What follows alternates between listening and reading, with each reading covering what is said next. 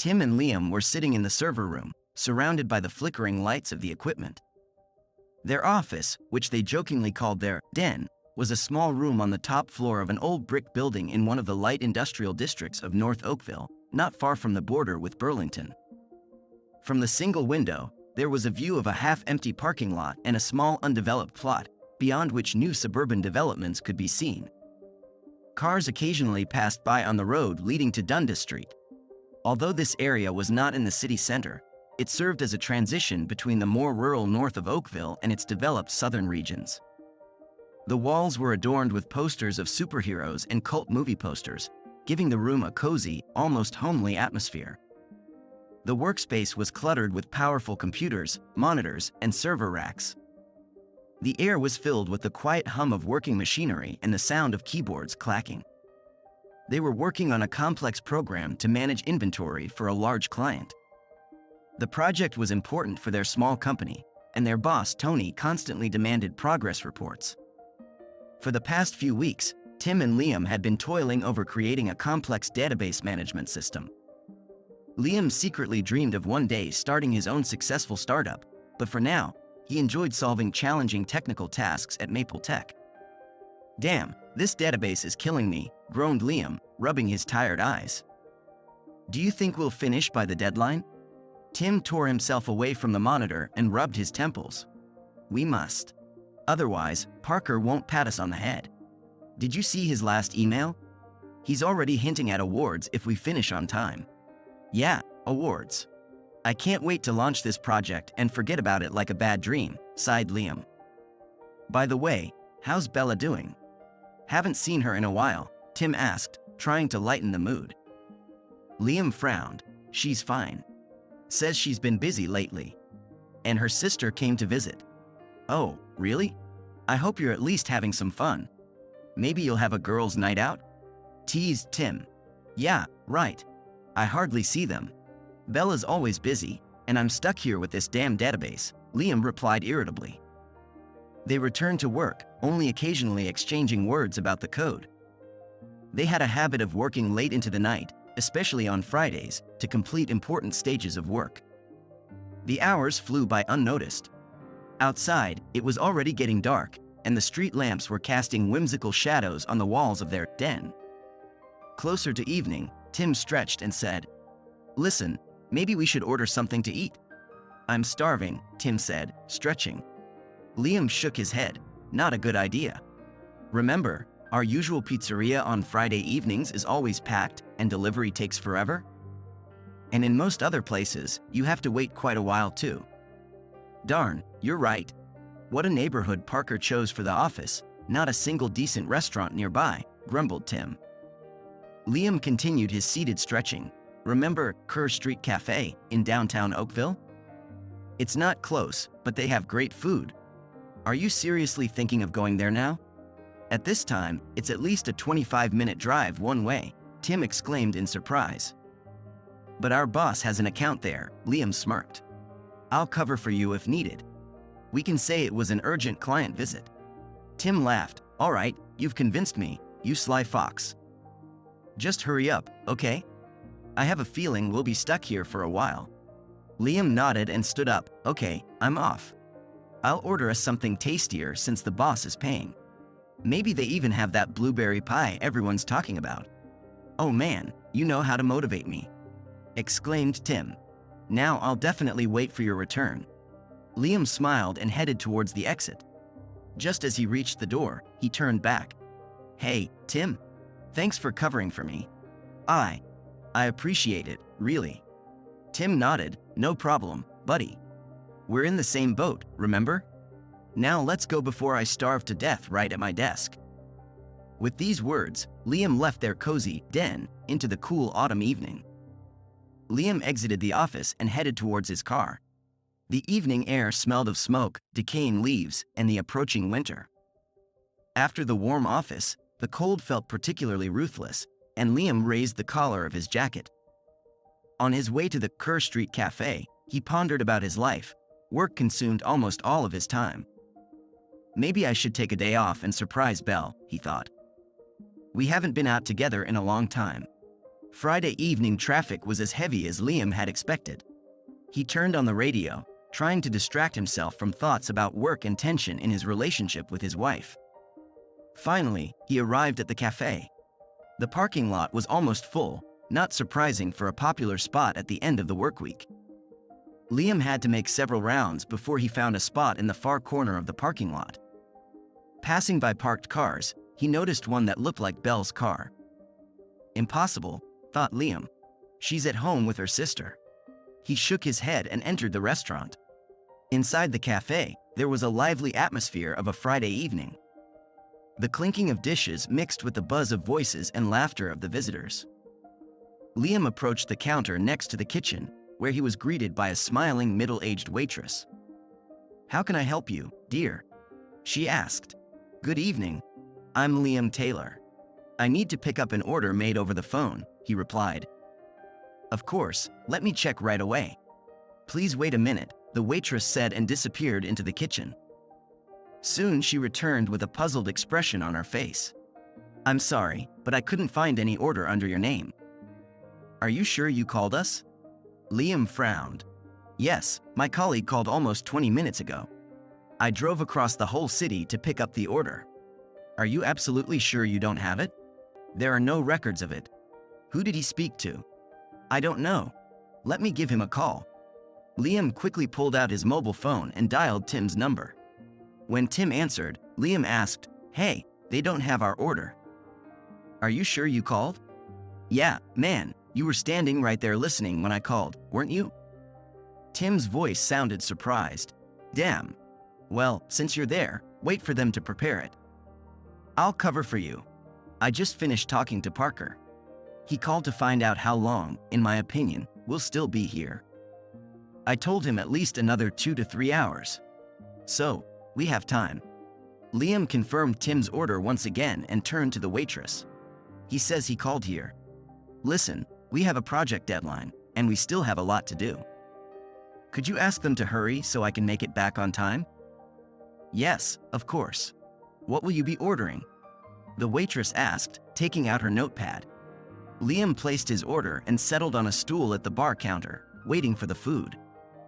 While he waited, he absent-mindedly watched the other patrons when suddenly his gaze stopped at a familiar figure. He saw his wife Bella dancing with his boss Parker, and her sister was having fun nearby. "What the hell?" Liam muttered, feeling the blood drain from his face. He was about to approach and find out what was going on when suddenly Bella tiptoed and kissed Parker. Liam quickly took out his phone and took a couple of pictures. Then he followed the couple as they left the bar. They walked through the parking lot to a row where Bella's car was parked. Liam managed to take a few more photos as they kissed by the car.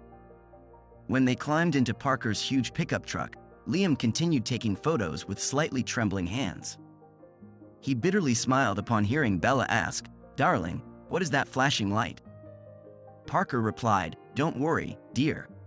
It's probably the headlights of passing cars. Relax. No one can see us." Although thinking about anything rational at that moment was a bit difficult, Liam quickly devised a plan. He wrapped a scarf around his head, trying to disguise himself, and resolutely headed towards the pickup truck. Swiftly swinging open the door, he pulled the stunned Parker out of the car and pushed him onto the asphalt. Liam then quickly rummaged through the boss's pockets, taking the wallet and keys. He inserted the keys into the lock on the back door of the truck, hoping that in the chaos Parker and Bella wouldn't notice them, and the car would eventually be stolen. Liam planned to throw the wallet out the window when passing through a rough neighborhood on the way to the office. Trying not to attract attention, Liam quickly returned to the restaurant and took his place at the counter. Soon, the waitress approached and said, "There you are. I thought you had left or something. Your order is ready." "No, I have been here all the time. I was on the phone." "Sorry for not noticing you earlier," replied Liam, trying to speak calmly. "No problem. Here is your food." "Thank you," said Liam, took the bag, and left the restaurant. He took a roundabout way to his car to reduce the chance of being noticed by Bella and Parker. Before getting into the car, he saw Bella helping Parker climb into the truck, trying to calm him down. On the way through the city, Liam was shaking with anger. Twice he almost got into an accident, so absorbed was he in his thoughts. Finally, he pulled into the office parking lot and entered the building, carrying the food. He remembered to close the door behind him and angrily headed to their workspace. When he entered the room, carrying the food bag, Tim smiled and said, "Finally, you're back. What were you doing? Popped home for a minute?" Liam threw the food bag onto Tim's desk and almost collapsed onto the chair next to him. Tim turned and exclaimed, "What the hell?" He stopped, seeing Liam's face, and then continued, "Damn. Are you okay, man?" "Yes, no, not really." Bella was there. She was fooling around with Parker in the back of his truck. Liam squeezed out, his voice trembling with restrained emotions. "Damn, man. I'm sorry," said Tim, his face showing genuine sympathy. "Yeah, but it's not your fault." "Well, partly it is my fault." Liam sharply turned to Tim. "What do you mean?" Tim took a deep breath before replying, "You see, I am a system administrator. I checked my email to make sure it was only used for work, and stumbled upon a group of messages from Parker and Bella. They agreed to meet there tonight. He said he would keep you busy here, and they could have a good time." "Dude, I'm so sorry. I didn't want to say anything in case she sends him or if it turns out to be not what I thought. So, I sent you for food to make sure everything was okay. That's why I didn't make the call. I wanted you to stay there longer in case I was wrong." "Yes, but it turned out to be true. I have excellent pornographic pictures of how they are having fun in the back seat." Liam bitterly smirked. "Very sorry, Liam. What's next, you ask?" "I'm going to end these relationships and leave this lousy job." As expected, neither of the men could focus on work anymore that evening. They spent a lot of time discussing Liam's next steps. Liam showed Tim the photos and told him what he did with Parker. Tim laughed and said, "That's good. If he shows up here tomorrow at work, we must make sure to give him a hard time. Especially if he's being cautious." Liam sat in the chair for a while, then stood up and started gathering his things. Tim watched him for a while and then said, "Hey, man, are you leaving?" "We're not done yet, and I won't be able to finish without you." "Yes, I'm leaving. To hell with Parker and his damn job," Liam replied, his voice full of determination. "Very sorry, man." "Liam, wait a minute. You can't just leave like that. What are you going to do? Go home and confront that traitor? And what about Parker? You can't just let him get away with it. You need a plan, or else you'll lose more in the divorce than you should. Come on, man. Let's finish this and come up with a plan for you.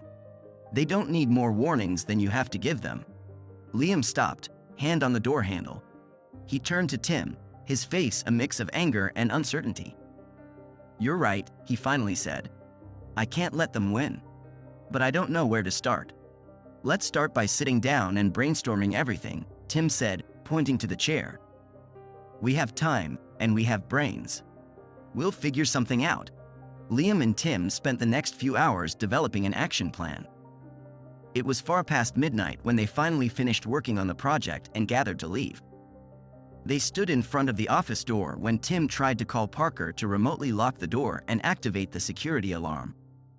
For some reason, he didn't answer. While they were trying to reach him, they exchanged meaningful glances. "Strange that he's not answering, isn't it?" Tim said with a bitter smirk. "Yeah, very strange," Liam replied, his voice dripping with sarcasm. Finally, after 20 minutes of unsuccessful attempts, Tim called the head of security and said, "Hello, this is Tim from Maple Tech Solutions. I can't reach Parker, and we need to lock the doors and activate the alarm. Could you help us?" Before they got into their cars, Tim said, "You know, this is nonsense. This is the only place I've ever worked where I didn't have a key or alarm code. If something happens inside after hours, we'll have to wander around until Parker or the security guard meets us here or disables the alarm." Liam looked at him strangely before saying, "You know, it just occurred to me. The only time we have to call Parker is when we work late. I wonder if it's because he's also having fun with other men's wives? I don't know, but I don't care. I'll make him pay for this. I'm tired. See you tomorrow," said Liam, getting into his car. "Well, I guess I'll see you tonight." "Bye," Tim replied, waving goodbye. Bella still wasn't home when Liam entered their apartment. He was still angry about what he had seen and wanted to argue with her, but he was glad she wasn't there. He wondered where she was but decided she was probably still with Parker. Liam quickly took a shower and almost immediately fell asleep as soon as he lay down, sleeping until the sun hit his eyes. When Liam threw off the blanket, he noticed Bella fully awake on her side of the bed. Before getting dressed, he headed to the kitchen and started brewing coffee. After drinking coffee, quickly snacking on a frozen sandwich, and having more coffee, Liam headed to work. He was still very angry and was trying to figure out how to make Parker and Bella pay for what they had done. When he arrived at work, he found everything in place except for Parker. He asked Sarah, Parker's secretary, where he was, and she replied, "I don't know, I haven't heard anything from him at all." The day turned out to be long because Liam and Tim were still exhausted after working late, but the project was in its final stage. The rest of the group was busy checking the code and trying to upload the program before installing it on the client's servers. Liam walked from place to place, observing the work and trying not to fall asleep. It was difficult for him to focus on work because of his discovery the previous night. Finally, it was time to leave, and he returned home. Bella was lying on the couch with a glass of wine, dressed in her old worn-out robe. She had large dark circles under her eyes. When he entered the room, she looked at him with a guilty expression on her face. Liam immediately asked, "Where the hell were you last night? You didn't even call to say you wouldn't come home, and then you didn't show up at all. And where is your sister? I thought she was supposed to stay with us for a couple of days. She got a call and had to leave early.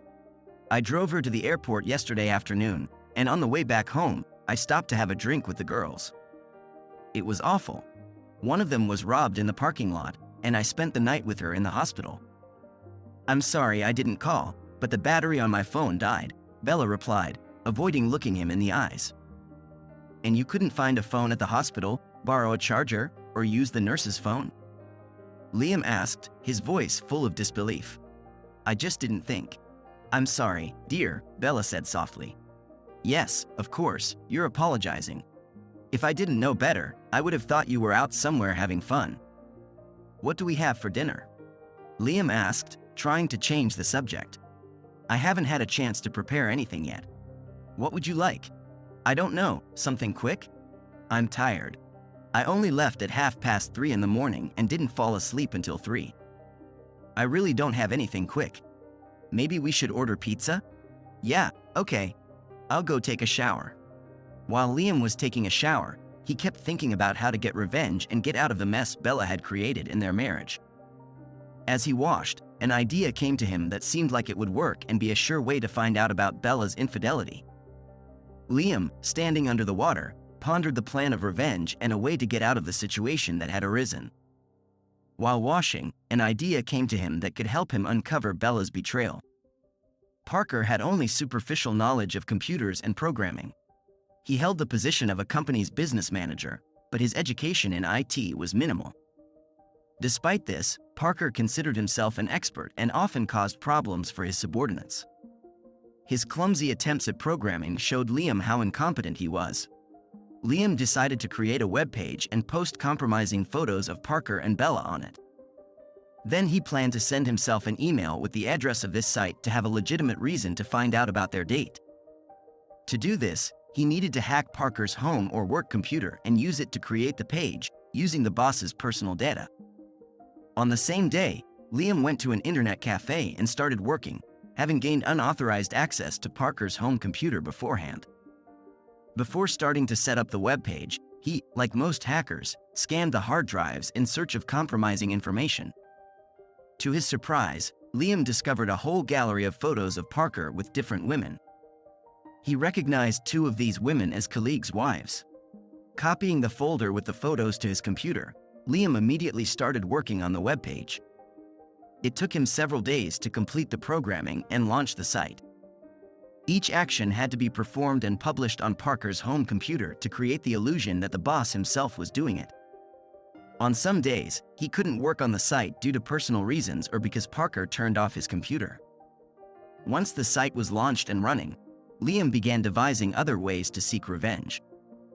A few days after the site was launched, he prepared an email with a link, which he sent to everyone he could find who knew Parker, Bella, or the other women. In this way, Liam supposedly learned about Bella's infidelity. Upon receiving the email, he shared this information with Bella and listened to all the typical excuses of an unfaithful wife. The next morning, Liam returned to work and encountered Parker, after which he immediately resigned, leaving the boss with another bruise on his face. The divorce process quickly took an unpleasant turn. Bella first tried to reconcile with Liam, and then she started a counterclaim. During this period, emotions reached a boiling point, and she decided to get back at Liam for daring to file for divorce. Bella took an unexpected step by informing the prosecutor about Liam's illegal business, an online gambling website. This project was initially Liam's hobby, where he and his friends played poker with each other. Over time, the site grew and became available to players worldwide. Each new user of the site was provided with an initial capital in the form of virtual chips without any monetary equivalent, as well as a daily bonus. In the early days, if a player lost all the chips, they had to wait until the next day to continue playing. 2 months after the site was launched, Liam, acting as an administrator, started receiving numerous requests for additional chips. In response to this, he created a system that allowed players to purchase chips for real money and continue playing. Technically, this was not considered gambling, as users did not receive anything in return for their payments except the opportunity to continue playing with the chips they acquired or bought.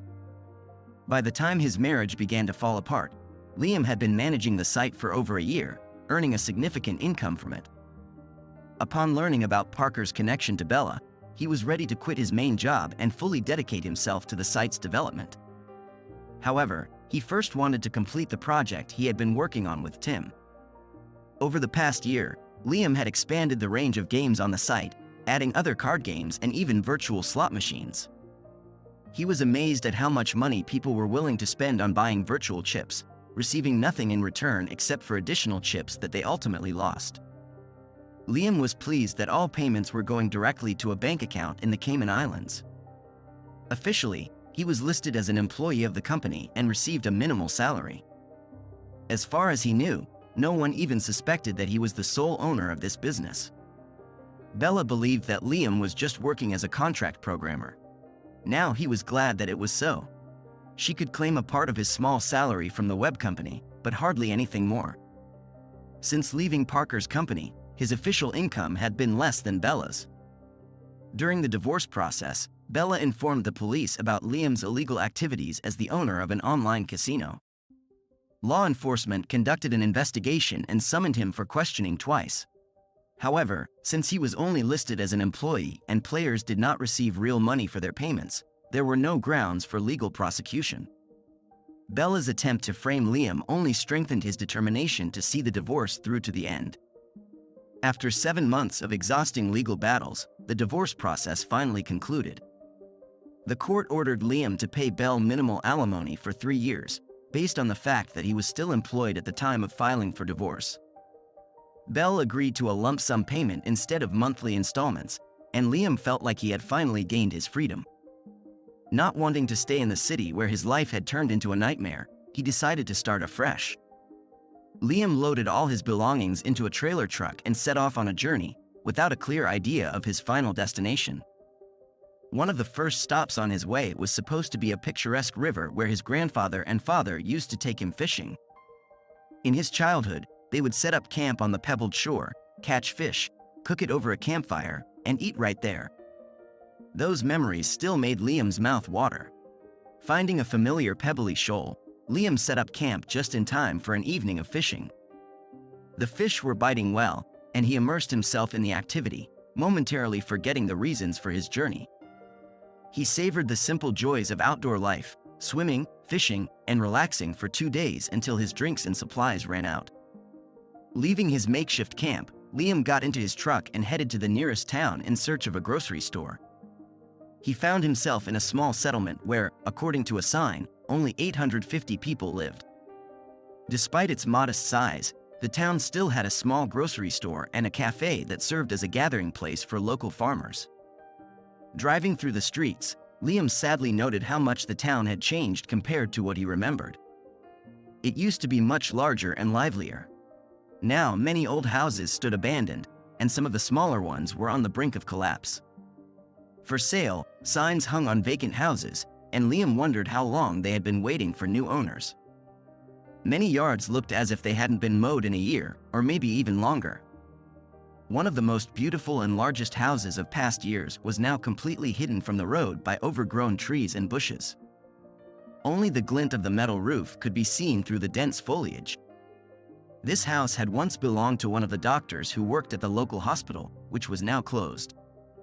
In its heyday, the hospital had 40 beds and was often full of patients. Now it was just another vacant building on the town's main street. Liam couldn't help but feel sad at the sight. To Liam's surprise, the local small private telephone company was still operating. They had old equipment installed many years ago when his grandfather had a small cabin by the nearby river. This piqued his curiosity. Before heading out for shopping, Liam decided to have a snack at a local cafe. To his surprise, the telephone company had not remained stagnant. They now offered internet and cable TV services through their lines. After a delicious lunch, Liam returned to his truck and pulled out his laptop. He quickly settled at a quiet table and began working on his website, tackling tasks he couldn't do by the river, using his phone as a hotspot. His actions drew a few curious glances, but no one bothered him except the waitress, who occasionally asked if he needed anything else. Liam was fully immersed in his work. When he closed his laptop, the owner of the small cafe approached him and said, "It's not often we see this here. I'm thinking of canceling the internet subscription since only a few kids use it. I haven't seen you here before. If you don't mind me asking, what were you doing for so long?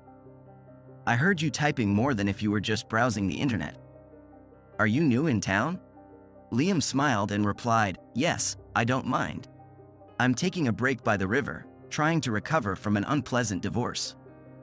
When I was a child, my grandfather and I used to fish and camp nearby, and I enjoyed it. I decided to see if it would help me relax. As for what I was doing, I have a website, and I was working on some things on it that I couldn't do as well using my phone as a hotspot. I hope you don't mind?" "No, it's fine. That's why we installed the internet, partly for ourselves and to help out, but I was hoping it would also attract customers," the owner replied. "The phone company gave me a basic video package for free for advertising if I agreed to pay for the internet, so I agreed." "How long do you plan to work here?" "I'm not sure," Liam said. "Probably until I get tired and feel like moving on. Everything I own is in my truck or trailer. I left my old house after the divorce and planned to just drive until I found a place where I wanted to settle down. This was my first stop, and I'm not tired of it yet." "Wow, free feet and freedom of imagination. It must be great," remarked the owner with a hint of envy in his voice. "In a way, it is," Liam replied thoughtfully. "But I've always wanted to find a place and job that I love. To put down roots, find a good woman, and start a family. It hasn't worked out yet, so I'm wondering again. Well, good luck to you. I need to get back to the kitchen. Let me know if you need anything else," said the owner, heading back. Liam watched as the woman turned and walked back to the kitchen. Just before she entered, he called out to her, "Hey, if it's not too much trouble, could you bring me a salad, another burger, and some fries?" "And what time does the grocery store close?" "Of course, dear. I'll bring everything right away," she replied with a smile.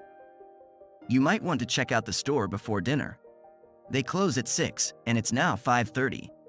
If you don't go now, you won't have time to eat before they close. If you'd like, I can wait a few minutes while I prepare your dinner, and you can go get the groceries." Liam smiled and said, "Thank you, I'll do that. I'll be back soon." And he stood up, heading towards the door. Liam quickly covered the distance of a couple of blocks and entered a modest grocery store. He methodically moved along the aisles, selecting items from his mental list. Canned soups, bread, chips, and a few cans of vegetables went into his basket.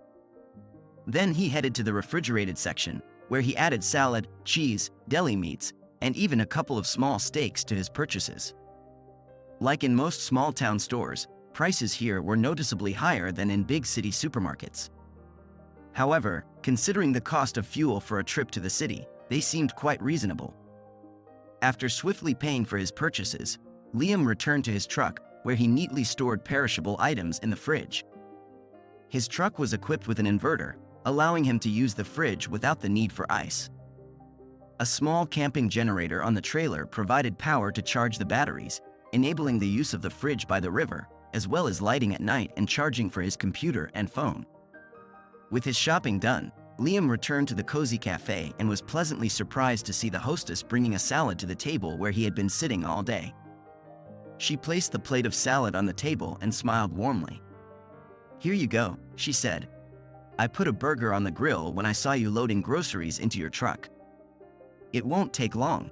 By the time Liam finished his meal, a few other visitors had appeared in the small cafe. Some came alone, there were couples, and even a family. As he was paying, Liam heard from the hostess, "I hope you will come again. It was nice to have someone here during the day. Sometimes it can be lonely here. If you are still around, come for lunch on Sunday. My signature dish is roasted chicken with all the spices." "Well, of course, we also have regular dishes." "Well, of course, I will come." "Thank you," Liam replied with a sincere smile and headed towards the exit. A few days later, Liam found himself in the city again. First thing, he headed to the familiar cafe. Upon entering, he involuntarily stopped, noticing a notice board on the wall next to the cashier. There was a list of real estate properties for sale and a notice on the county's official letterhead about the sale of property at an auction on the courthouse steps for tax delinquency. The sale was scheduled for the following Tuesday at 10 in the morning. The cafe owner, whom he learned was named Mary, noticed his interest in the announcements and greeted him with a smile. "Glad to see you again, Liam. How have you been?" "Good, Mary.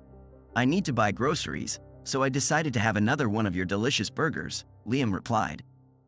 "All right. Do you want one now or will you wait a bit?" "I think I'll wait." He lifted his laptop case and continued, "I thought, if you don't mind, I'll do some work first." "Of course, can I bring you something right now?" "Yes, a cold unsweetened iced tea would be great." When Mary brought him the tea, she asked, "I saw you looking at the notice board. Are you looking for something specific or just curious?"